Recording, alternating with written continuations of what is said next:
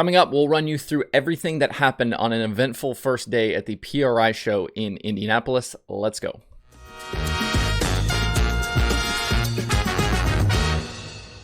Today is Friday, December 10th, 2021. Welcome into Dirt Tracker Daily. I'm Justin Fiedler. Day one of the PRI show in Indy is complete, and honestly, there was way more news that came out of the day than I initially expected that there would be.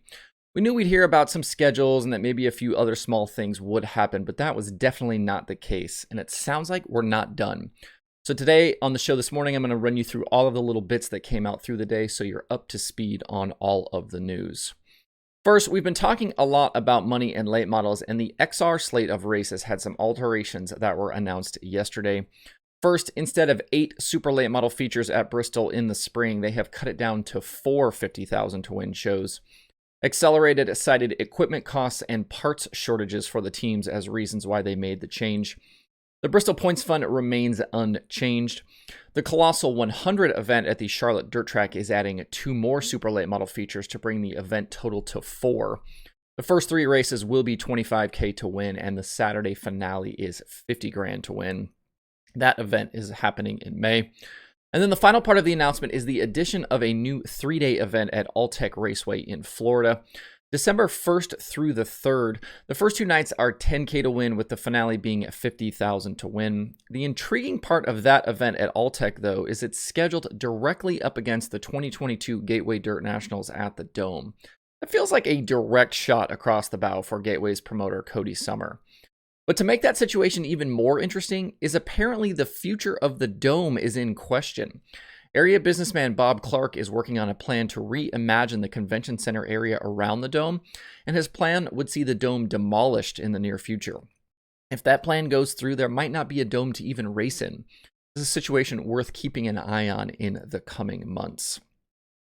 In other late model news from the day, a group of officials from several series met and agreed upon a new set of unifying late model rules, which includes the infamous drop rule, a uniform minimum weight of 2,350 pounds, common tire sizes and body skew measurements, a standard decking rule, and then all series will allow plastic quarter panels on the right side of the cars.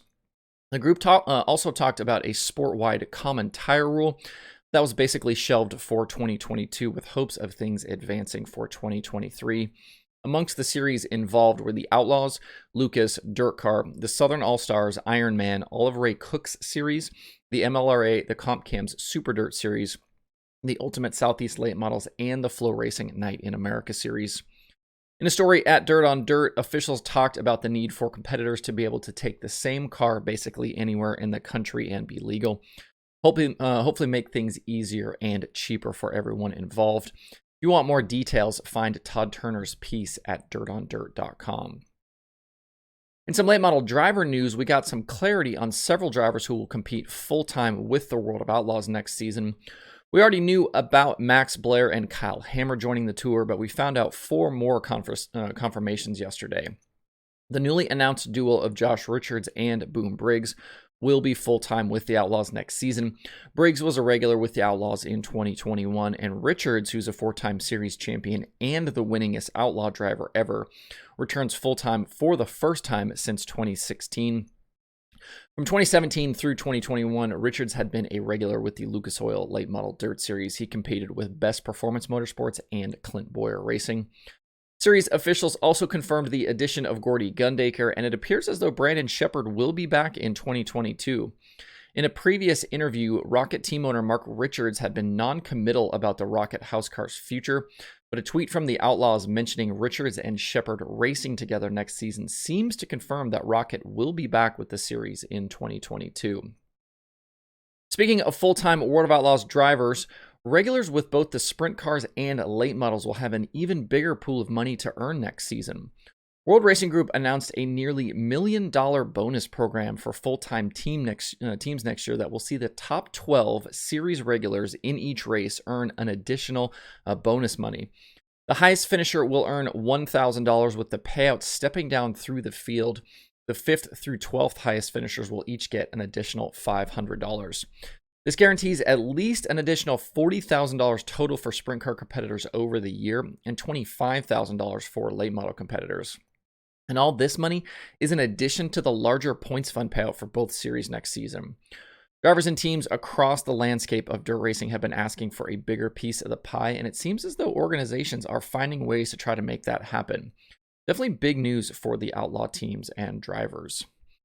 In the open wheel ranks, there were several news items through the course of the day, a few involving Tony Stewart Racing. First, in an interview, Donnie Schatz said the TSR 14 team that had been shared in 2022 between Tony Stewart and mostly Kerry Madsen is probably not going to run next season.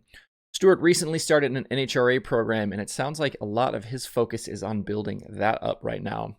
So knowing that, it would make sense that crew chief Ricky Warner was spotted rocking around PRI with driver Rico Abreu. Word from Sprint Car Unlimited's Jeremy Elliott is that Warner and Rico are going to work together next season. If you're a Rico fan, that is absolutely great news. Warner is an all-timer when it comes to wrenching on sprint cars, and that could be a huge boost to Rico's program next season. And with the 14 not running, that means Kerry Madsen is looking for a ride, which is a shame because he and that 14 team were so fast last season. In limited starts, Madsen had 3 Outlaw wins and 2 All-Star victories. Speed Sports' Kyle McFadden tweeted that Madsen is finalizing plans with a new team for next season, so hopefully we hear about that soon. And as promised, USAC released the 2022 National Sprint Car and National Midget schedules. The Sprint Car schedule starts February 17th at Bubba Raceway Park in Florida and ends November 5th at Paris Auto Speedway in California, with 51 races in 10 states along the way. The big notable absence seems to be the Knoxville race that has paid pretty big money in recent seasons. But we still get Indiana Sprint Week, Eastern Storm, and kind of all of your traditional favorites. For the USAC Midgets, they will also kick off 2022 in Florida in February, and they will end at Ventura for Turkey Night on November 26th. The schedule has 38 total races, and right now the biggest question mark is the BC 39 at Indy. It's on the calendar, but without a date, so hopefully that gets worked out soon. The one complaint I saw about the midget schedule is no Eastern swing through Pennsylvania. But as I said before, there's no way to make everyone happy with these schedule releases. It's just kind of the nature of the beast with the way these promotion agreements work, what events make money, which events don't make money, and kind of the rotational nature of these schedules. Both of those USAC schedules can be found at usacracing.com, and we should get the Silver Crown slate of races later on today. So that was Thursday at PRI. Obviously, a lot of stuff going on, a lot of news that came out that I think a lot of us weren't expecting. And it sounds like more is coming out of the show today. There were some cryptic tweets from some World Racing Group folks and rumors of a big announcement today. So stay tuned for what that could possibly be. If it really is monumental, we may have to do an emergency episode either later today or maybe tomorrow to talk about it. I'll keep you posted if that's something we might do depending on the news. If you didn't see it yesterday, make sure to check out the new Conversations episode with ASCS owner Terry Maddox. We talked a bunch of different topics, including setting schedules, being a young series owner, and more. You can find that episode in the podcast feed and on the YouTube channel. There are 5 items on today's streaming schedule, including USAC Live at PRI, Super Stocks at Nelson Speedway, Sprint Cars at Western Springs, both of those tracks in New Zealand, and Flow 24/7. All of those are happening at Flow Racing. MAVTV Plus will have live coverage of the Lucas Oil Late Model Dirt Series Championship Banquet tonight. To see the full daily streaming schedule with links to watch, visit dirttracker.com/watch tonight. That's it for the show today. If we don't talk again, I hope you have a good Friday and a good weekend. If you have thoughts about the topics on today's show, please leave them in the comments below or tweet at me. Thanks everybody for tuning in. We'll either see you later today, tomorrow, or on Monday for more Dirt Tracker Daily.